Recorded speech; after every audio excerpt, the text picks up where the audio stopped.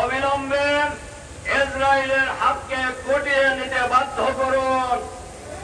অবিলম্বে ফিলিস্তিন এবং গাজায় যে দখল করা হয়েছে এই দখল মুক্ত করতে হবে।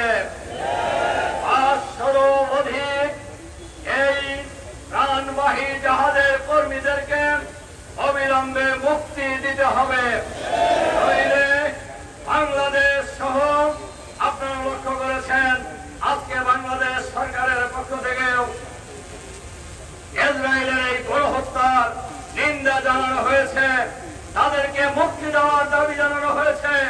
আমরা সাথে সাথে আরো এই কথা ঘোষণা করতে চাই, যতদিন ফিলিস্তিন স্বাধীন না হবে ততদিন মুসলমানদের লড়াই অব্যাহত থাকবে ইনশাআল্লাহ।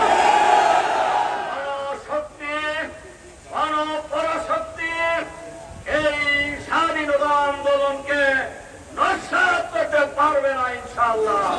এটা আমরা আহ্বান জানাই, অবিলম্বে গণহত্যা বন্ধ করুন, নারী শিশু হত্যা বন্ধ করুন।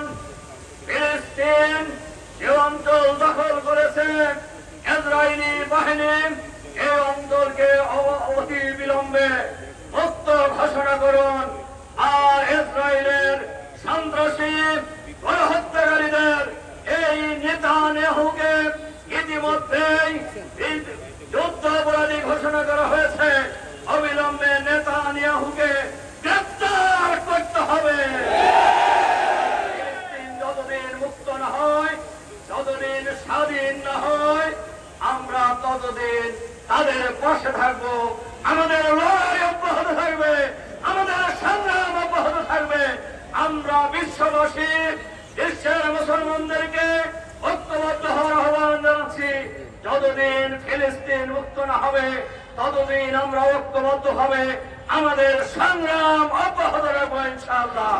সেই প্রত্যয় ব্যক্ত করে আবারও সাংবাদিক বন্ধু সহ সবাইকে দেশবাসীকে অভিনন্দন জানিয়ে আমাদের এই মিছিলে যোগদান করার আহ্বান জানিয়ে আমার বক্তব্য এখানে শেষ করছি।